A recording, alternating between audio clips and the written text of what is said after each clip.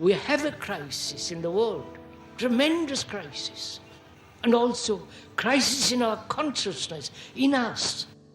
I see the urgency of change, radical revolution, mutation in the mind. I see it. It is necessary. There is complete quietness of the mind, and that which is silent has vast space. Only then that which is nameless comes into being. This is Urgency of Change, the Krishnamurti podcast.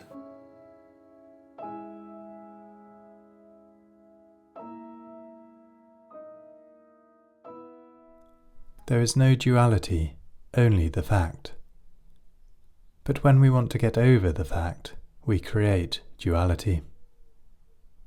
Hello and welcome to episode 248 of Urgency of Change. Each episode of the Krishnamurti podcast features carefully selected extracts from the philosopher's talks. The aim is to represent different aspects of Krishnamurti's radical approach to many of the issues and questions we all face in our lives. This week's theme is duality. Upcoming themes include isolation and liberation. This is a podcast from Krishnamurti Foundation Trust. Please visit our website at kfoundation.org, where you can find a broad collection of articles and quotes, an introduction and biography, along with a comprehensive index of topics for easy access to texts and recordings. Our online store stocks all available Krishnamurti books and ships worldwide. You can also find our regular quotes and videos on Instagram, TikTok and Facebook at Krishnamurti Foundation Trust. If you enjoy the podcast, please leave a review or rating on your podcast app. This helps our visibility. This week's episode on duality has 4 sections. This first extract is from Krishnamurti's 5th talk in Bombay 1966 and is titled, What is Duality? What is duality? There is duality. Man, woman, black and white, morning and evening, the me and not me. I who want to achieve great success, an end towards which I am working. And so on and on and on. This duality in which we live.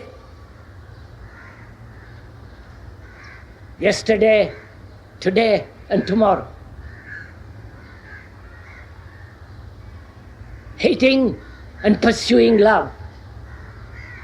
Being violent and desiring to be in a state of non-violence. Action and inaction. We know what duality is. And we are caught in its corridor. Thought is beaten, going back and forth between the two, creating misery for itself. So one has to understand it, not go beyond it. You can't go beyond it unless you understand it. So one has to inquire how duality arises. Not that there is not duality. Not that there is not the world and something far beyond the world.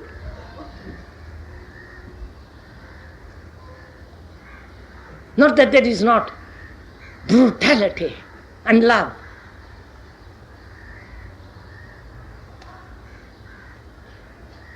But one has to understand the reality of this conflict in duality. Unless you understand it and are free of it, the energy which is taken up in conflict becomes distorted, perverted.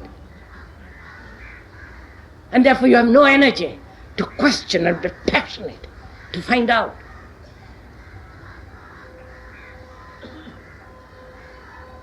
So how does this duality arise? Not that there is not. How we are caught in the opposites.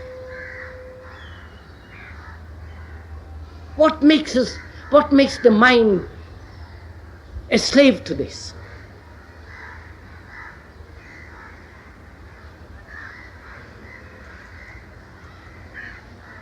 Please, this is not a superficial question. It requires your attention. It requires your capacity to penetrate into this question.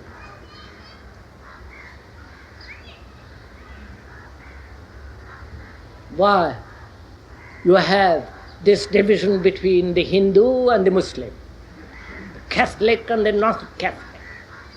Why? Your country and another country, your God and another God, heaven and hell. Why?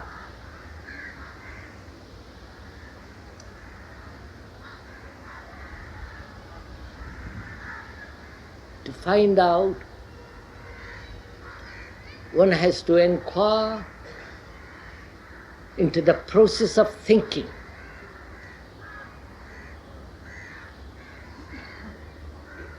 You know, one can very clearly analyze, objectively. One can see very well what are the causes of war. Doesn't take very clever, deep mind. There are many causes for war. After discovering the causes, you will not be able to have the feeling that war, hate, destroys humanity. No amount of analysis will give you that feeling.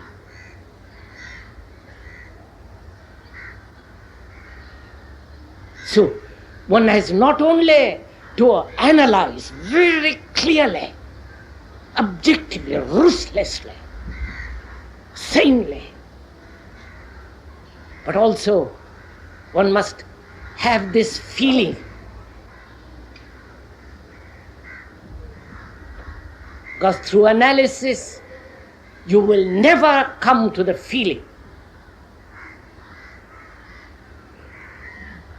The feeling being that seeing something completely.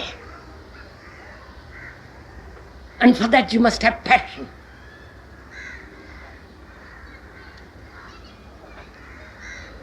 So we are going to find together this question of duality. Please, you are not merely listening to the words of the speaker. You are actually observing through the words of the speaker the facts in which you live daily. Otherwise, as we are going to inquire deeply into this question of meditation, you won't be able to follow it. All this, from the beginning of this talk to the very end, is meditation.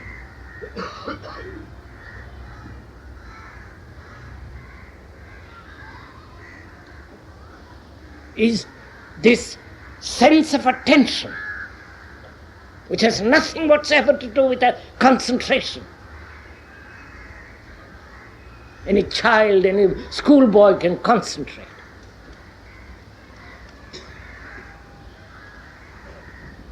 But this attention to go right through, putting aside all one's personal desires, ambitions, pleasures, and find out this question of duality. Because as I said, unless you do it, every form of conflict is only distorts energy. It's wasted energy. It's only when the mind has no wasted energy and is able to have complete energy without any effort, then that energy will go very far. And we're going to do that this evening. So you have to not only understand this question of duality, but as we go into it, be free of it. And you can only be free of it not through analysis, but seeing the truth, which can only be perceived when you have a feeling. To see the truth that war, hate, does not answer any problem, to see the truth of it. And you can't see its truth if you are merely intellectualizing about it. So, why is the mind, that is our souls, our being, why is it caught in this conflict of duality?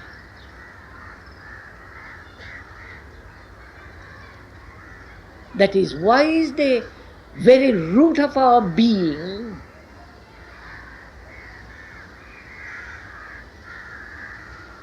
brings about this conflict?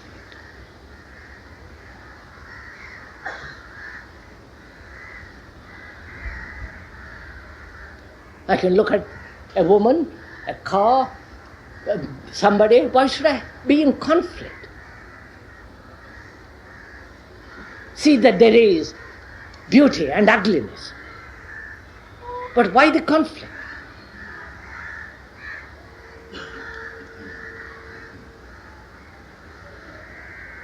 I can see the loveliness of a face.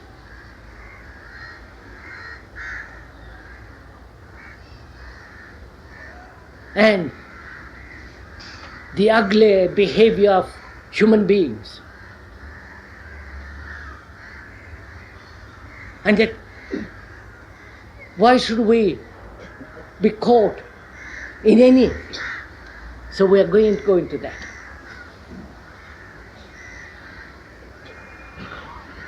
To go into it, we must question the very root and not the superficial branches, the symptoms.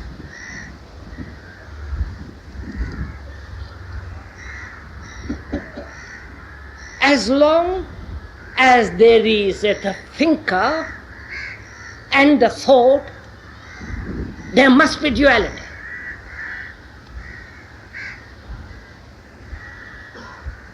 As long as there is a seeker who is seeking, there must be duality. As long as there is an experiencer and a thing to be experienced, there must be duality.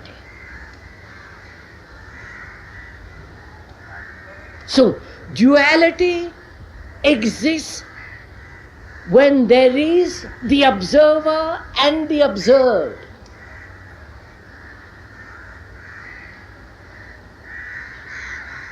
That is, as long as there is a center, the sensor, the observer, the thinker, the seeker, the experiencer, as the center, there must be the opposite.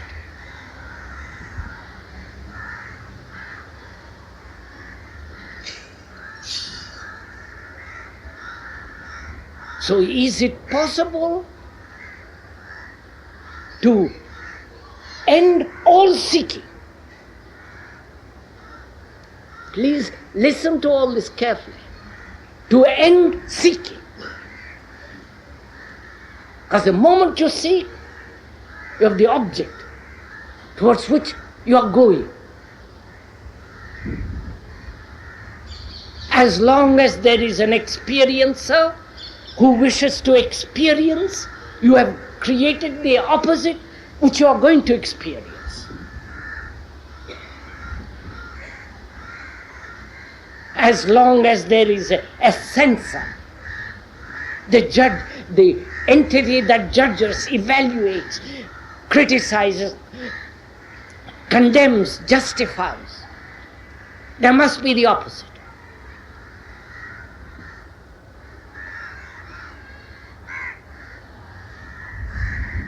And hence the conflict. Now can the thinker, the observer, come to an end without effort? If he makes an effort to end himself, then it's a perversion, it's a waste of energy. And to end, the observer becomes a conflict. And so on and on and on. So is it possible to look without the observer? I hope I'm making this thing clear.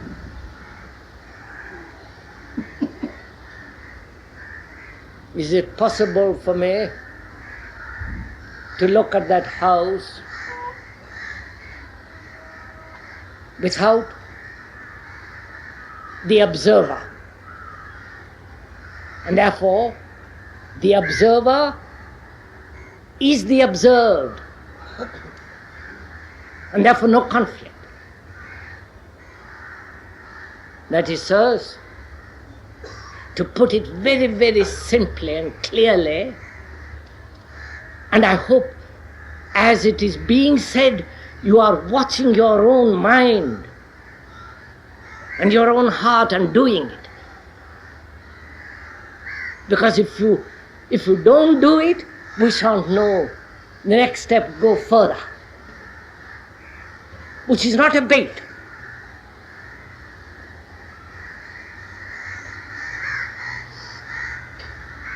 Can you look at something without thought, which doesn't mean that you are asleep, nor that you are vacant, blank?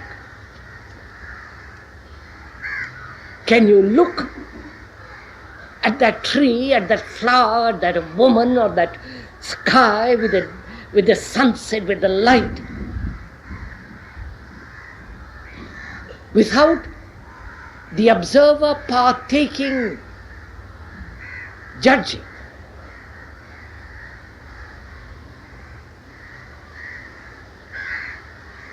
That is,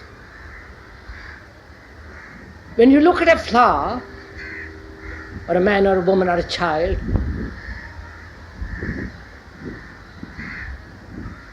are you looking, or are you looking at the image which you have about that flower, woman or child? Please follow this.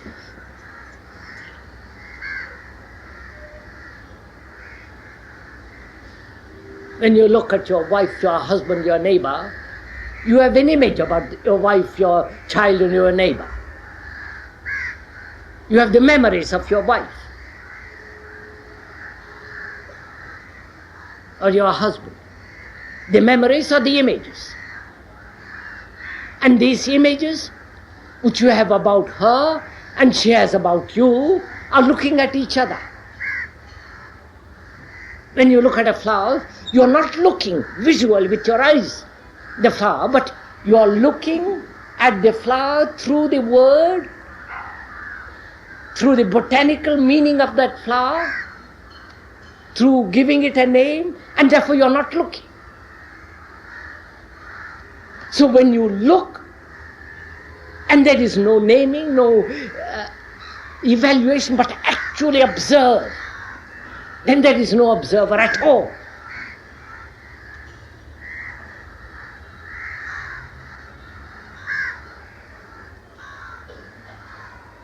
That is, If you can look at your ambition or your hate, anger, what takes place?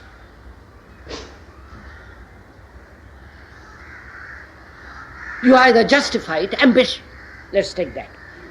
Your greed, which is another form of ambition. When you look at greed, what takes place? You either justify it, you say all the world is greedy, why shouldn't I be? Either you condemn it because you have moral concepts about greed,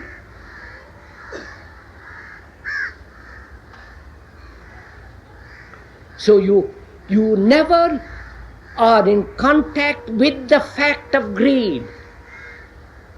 You are always the entity that says, I am greedy. I and greed are two different things. But the observer itself is greed. So if you can look at the fact of greed, violence, not through words, formulas, concepts, images, then there is no observer. Then therefore there is no duality. There is only the fact.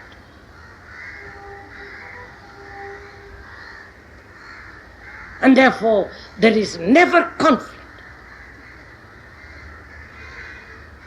So when you look at that fact, when there is the observation of that fact only, then because there is no conflict, and hence you have energy to look, to observe, to act. So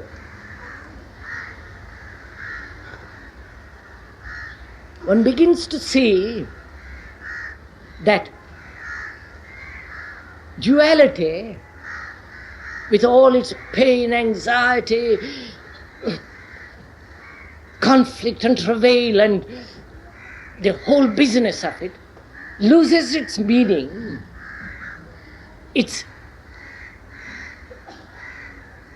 vitality, when the observer is the observed, and that you must see it, not say, well, how am I to see it? We have explained what prevents the mind from the fact that the observer is the observed.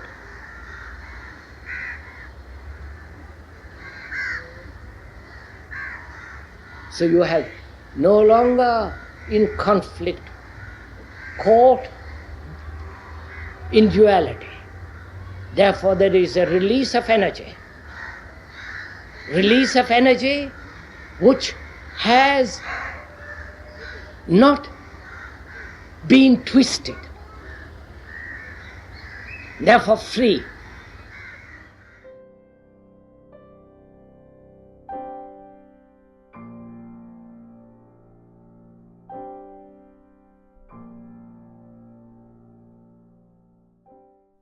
The second extract is from the fourth talk in New Delhi 1983 and is titled, Is There Such Thing as Duality? Have you ever considered what is duality? If duality, the opposite, exists at all,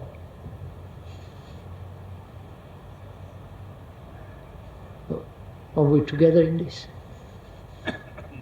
We have been brought up by tradition, by education, by the books, that there is duality, contradiction, man, woman, anger and not being angry, violence and non-violence, and so on. So we have divided the whole of life into a duality, right? Go into it, please. Is there such thing as duality? Is there an opposite? Psychologically, of course, there's an opposite between man and woman, between daylight and darkness, sunrise and sunset. You are tall, another is taller. Somebody is fair, other is not. One is more learned, other is not. There is that physical duality, the opposites. Dark hair, fair hair. The beautiful and the ugly. Now, psychologically, inwardly, is there an opposite? Right?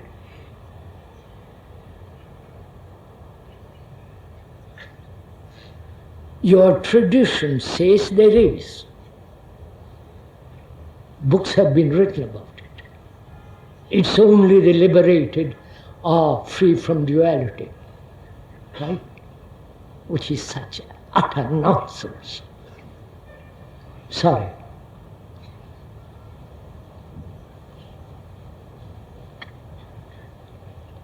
You and I can look at this problem very simply. Simply. Not with all the complications of philosophers.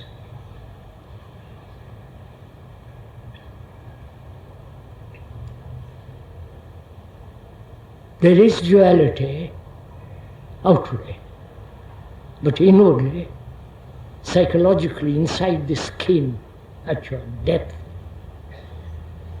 there is only one thing: anger. And then you say, I must not be angry, which becomes a duality, right?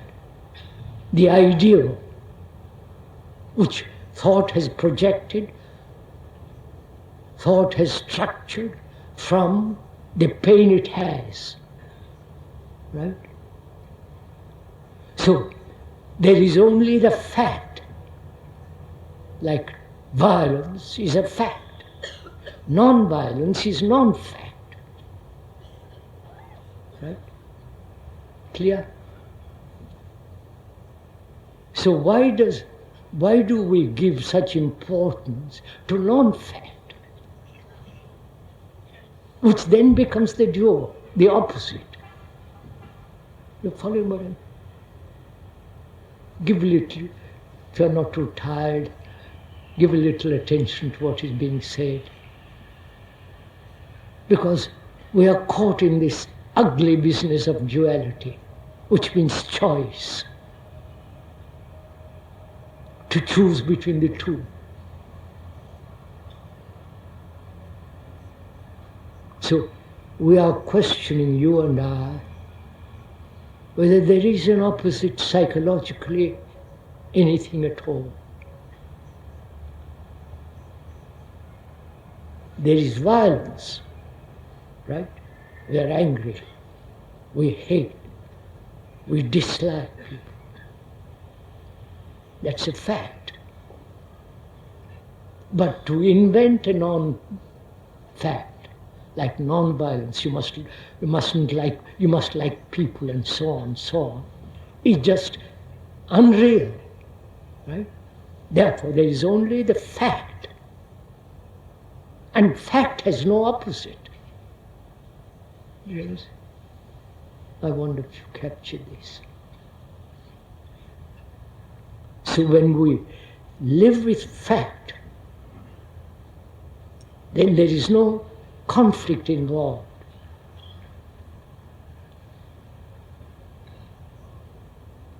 Est-ce que vous avez compris quelque chose? I said that in French. Have you understood anything else? Because our whole conditioning is based on duality.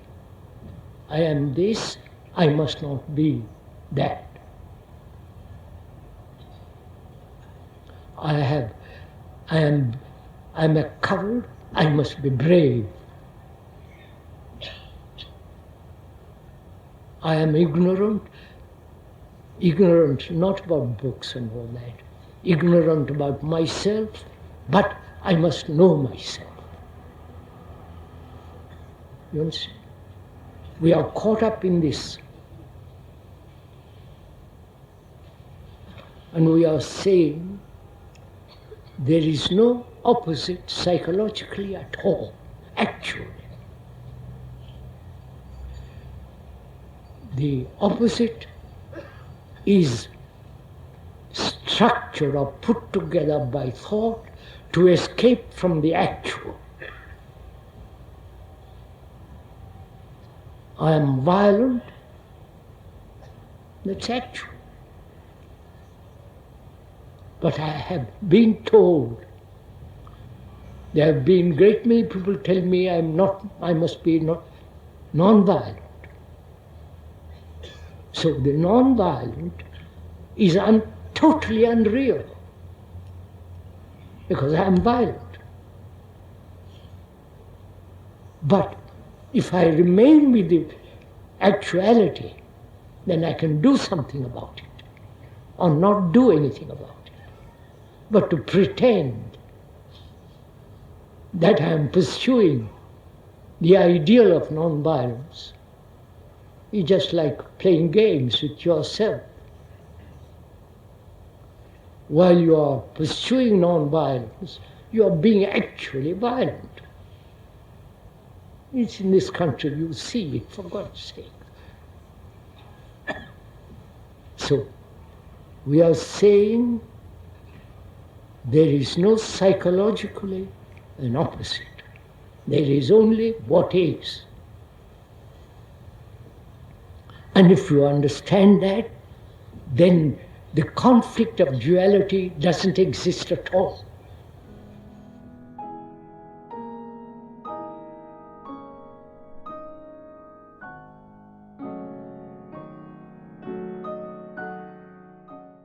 The third extract is from Krishnamurti's second talk in Bombay 1984 and is titled The Conflict of Duality. Time is the enemy of man. Illumination is not enlightenment through time. It isn't a gradual process, success after success.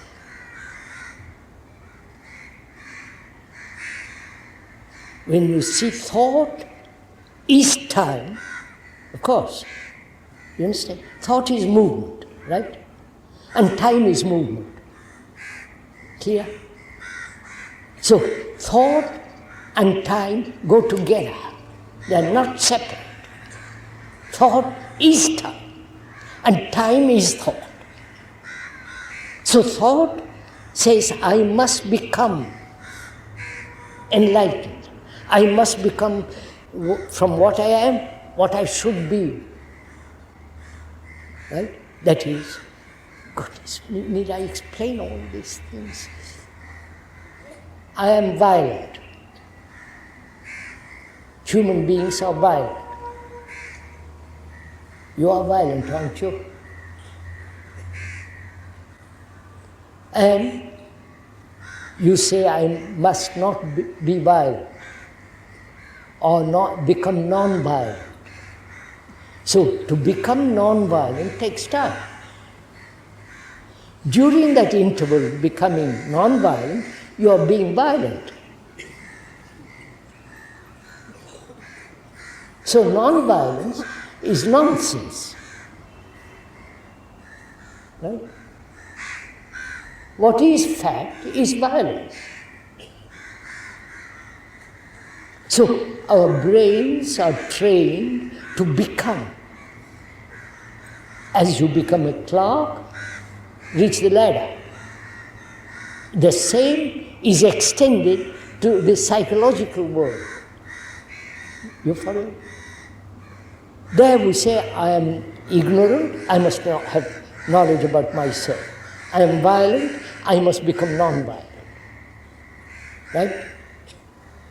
I am angry, I must become without anger. Now, look at it carefully. You are violent. Violent is not separate from you. Would you agree to that? Right? See, the Hindus are very clever birds. They'll agree up to a point. I can see it in their faces. But they have got behind them the idea of the me is different from the observer. The witness, the person who witnesses is different. Right? You know the game you want to play. Is that a fact? Is it a fact that there is an observer different from anger? Careful, don't answer. Look at it carefully. Anger is me. I'm not different from anger. Right? Violence is me. Non-violence is not me. Right? That's just an idea. The fact is I'm violent. That's a fact. Non-violence is non-fact. But we pursue non-fact because we don't know how to deal with what is. You're following this? So,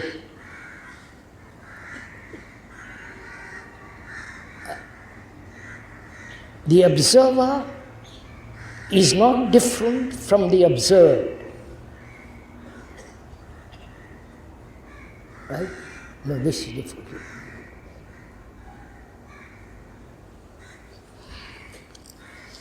Goodness. I'll go to it. You see that tree over there. If you ever look at trees.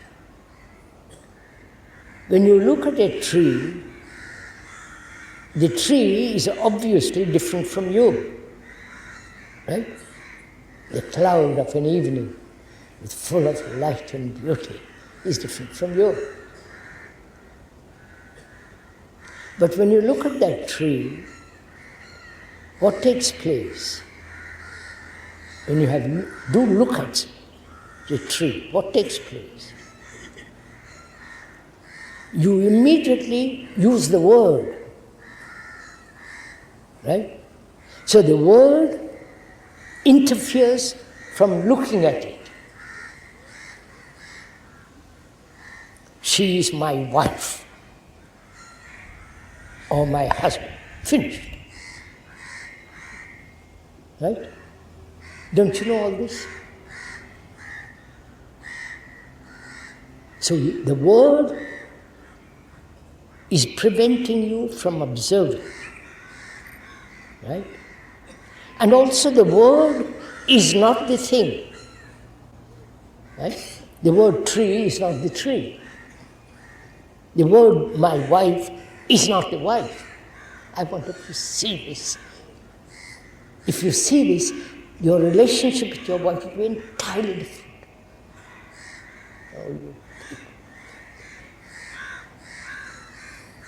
So, time is thought. And thought says, I am this, I must become that. Therefore, the becoming implies time. And what are you becoming? You Pandit, answer this. What are you becoming? More enlightened? Better human being? You are not good, but you say, I will become good. And when you are becoming good, you will never be good. I wonder if you see that. So, there is no becoming, which is one of the factors of conflict. But if you say, all right, the fact is, violence is me.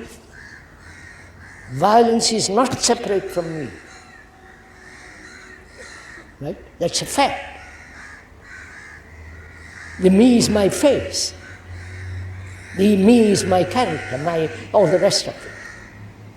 But we have separated the me from the thing that is happening, right? That is,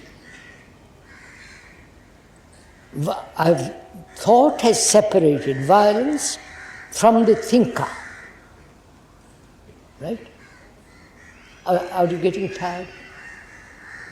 I know. You must be tired. Because you're just not cooperating, working. That's why you say, I'm not tired. If you're cooperating, working, you will see what an extraordinary thing is going on with your brain. Look, violence is me. Greed is me. Anger is me. Later on I say, I have been angry. But the fact is, anger, jealousy, hate, anxiety and so on is me. So the observer is the observed. Right? That's it. Do you see this? You don't.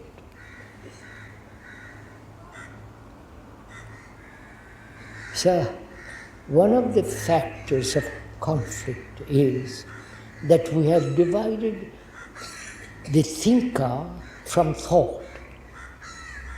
Right? Without thought, there is no thinker. Right? But we have separated the thinker, the experiencer, from the experience.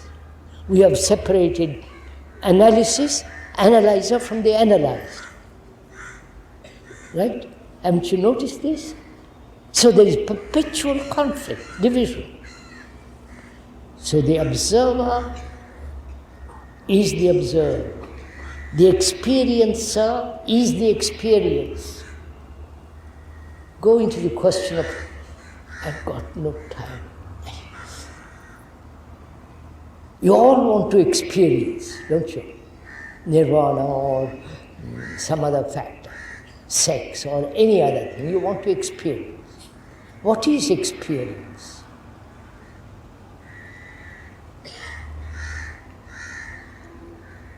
How do you know it is an experience?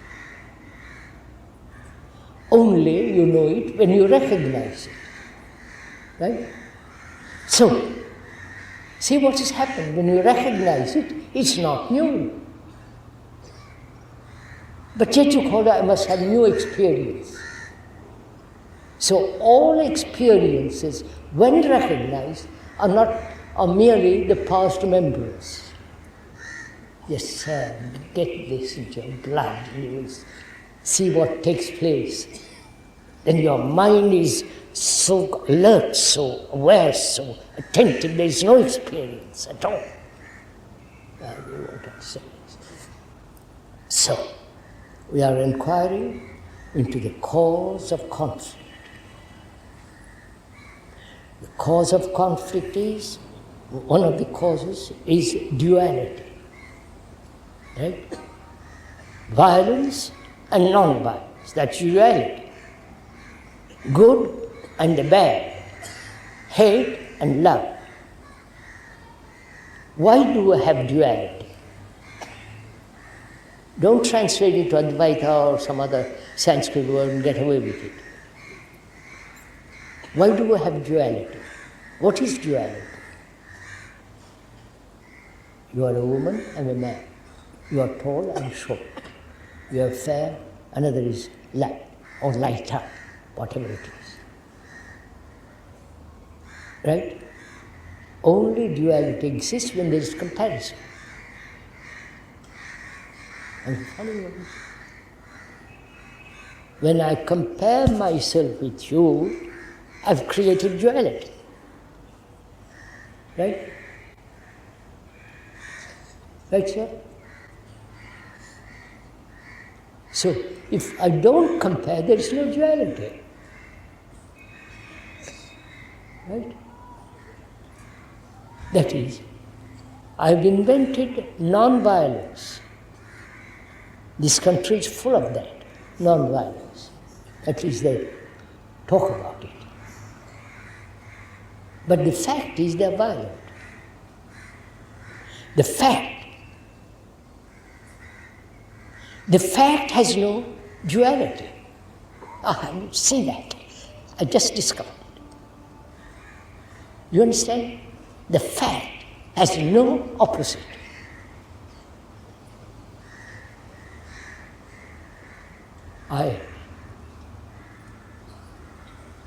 I'm angry, that's a fact. But when I say I must not be angry, then duality arises. So, very interesting. I wish your brains go into all this. So, I'm angry. That's a fact. What am I to do? I won't say I must not be angry. Then I'm in conflict. You understand? I won't suppress it. There's no suppression, there's no escape, there's no transcending it. So what happens? Go on, sir. What happens when there is no movement away from the fact?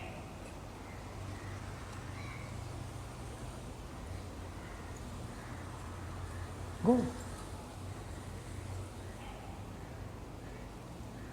It is the movement away from it creates conflict, creates duality. And volumes have been written by clever Indians about duality. The speakers say there is no duality right from the beginning, because there is only the fact. But when I want to get over the fact, then I create duality. Right, sir? See, then what takes place? How to remain with the fact. You understand? Not move away from the fact. Any movement away from the fact is conflict and duality. So, when you remain with the fact, what takes place? You work it out. I'm working it out. But you work it. What happens when you remain with the fact? Which means what? You are, I can tell you, you will say yes, yes, and go. You don't apply. So look, when I move away from the fact, I've lost energy. Right? Do you see that? When I move away from the fact, it is a wastage of energy. Right? So when there is no movement away from the fact, all energy is there. Which means complete attention there with the fact. And when there's complete attention, then it's like light, so being high-powered light being thrown on the fact. And then the fact reveals all its content. You understand?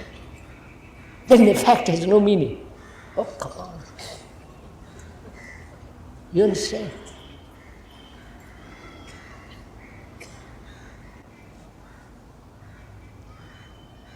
Now look. We said knowledge is an enemy of love.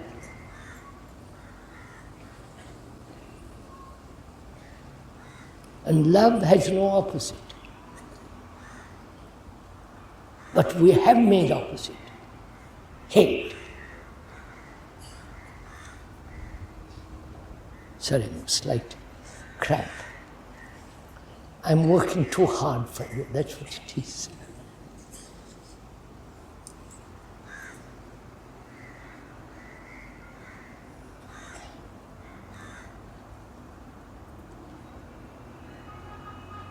So, sirs, we have examined a very, very complex problem.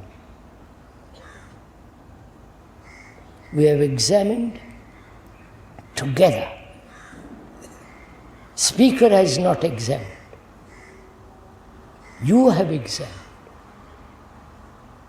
The speaker is merely acting as your voice. Speaker is merely showing what is. And you are looking at it, looking at yourself. And when you look at yourself carefully, you are nothing but the past. Past memories, past remembrances, past pleasures. And when you suffer, as most human beings do unfortunately, again escape from it. So when you remain with a fact, it's like looking at a fact, like a bud, looking at a rosebud. And you will see the rosebud open, the perfume of it, the beauty of it, the quality of it, the gentleness, the tenderness. And when you observe the fact, it fades away.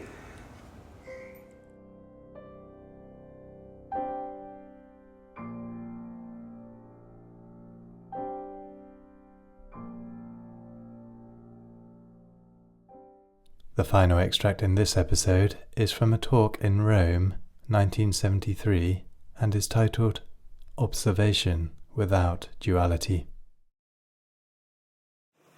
The questioner says, the very word observation,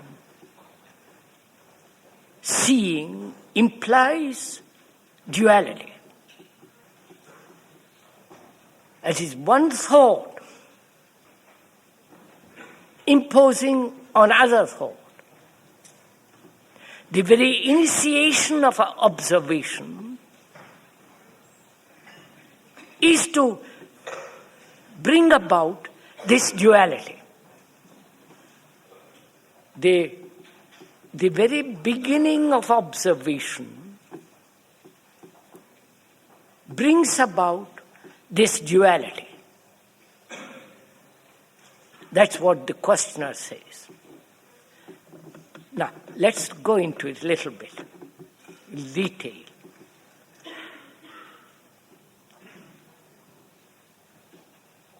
The observation means not only with your eyes, but also you observe with your mind. You observe visually and with knowledge, psychologically. So there is, in observing, a division takes place, right? That's what the questioner says.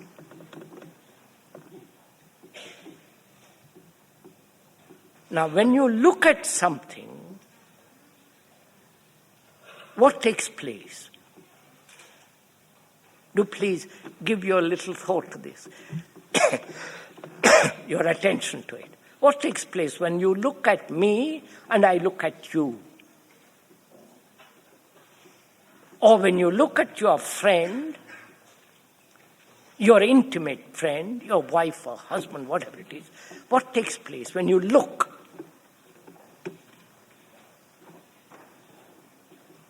Are you looking at him or at her directly, or or you're looking at each other through the image that you have about each other. You understand? I'm answering your question, sir. Can you look at another without the image you have built about the other? If you have the image you have built about the other, then obviously there is a division, right? If I can look at you without the image, then I look at you directly. But if I look at you with my images which I have built about you, it's like looking through a colored glass. Then I don't see you completely. I only see you partially. And this partiality of in observation is the dual process. To look at myself, to see myself as I am. I don't know what I am, right?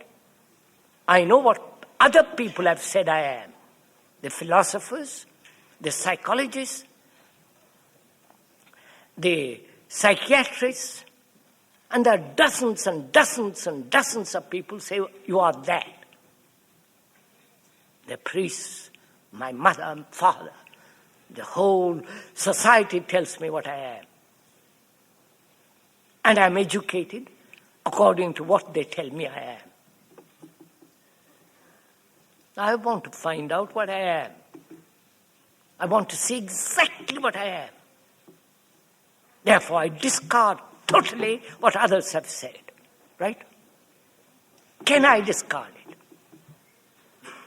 Because the moment I discard totally what others have said, what have I to look at? I wonder if you get this.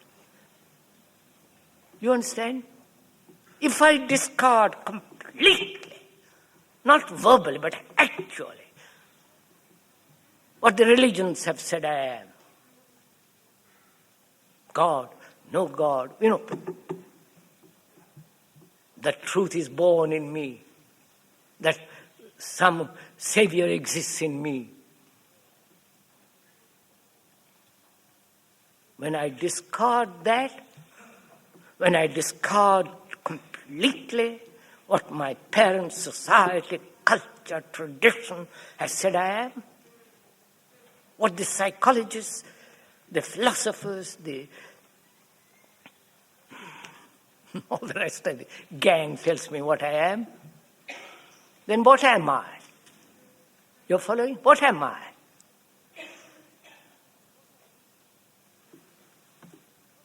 Then I find out I am nothing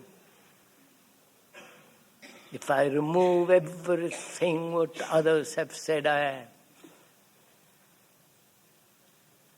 And I'm frightened to be nothing. Because that's one of my conditioning, that you must be something. So, when I look at myself, I see what others people have said I am.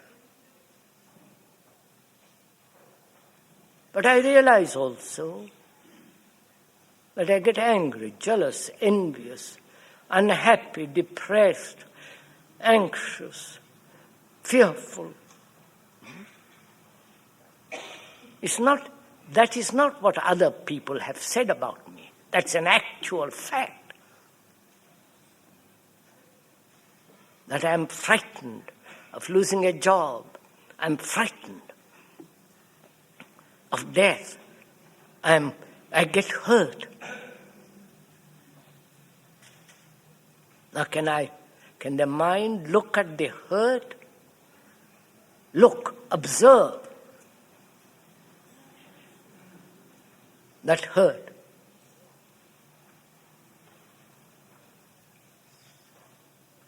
Why is it hurt? Why am I hurt by something you say about me? Because I have an image about myself, obviously. If you tell me I'm a fool, I think I'm a great man. When you say it hurts me. So the image I have built about myself, for various reasons, economics, social, cultural, religious, that image gets hurt. And so in observing myself, seeing how it gets hurt, then the next question is, can the mind be free from all hurt? Not build a wall around itself. That is stupid. There's no meaning at all. But to ask the question, can the mind be free from all hurt? Never to be hurt. That is innocence. The very word means not to be hurt. Can the mind be innocent? Which means not receiving any hurt. Which means no image of itself of any kind. So in observing myself, I see the mind sees the whole movement of this. In that observation, there is no duality. You understand, sir? What it sees, there is only the seeing and not the seer. The seer is the past. The Catholic, the Protestant, the Hindu, all that.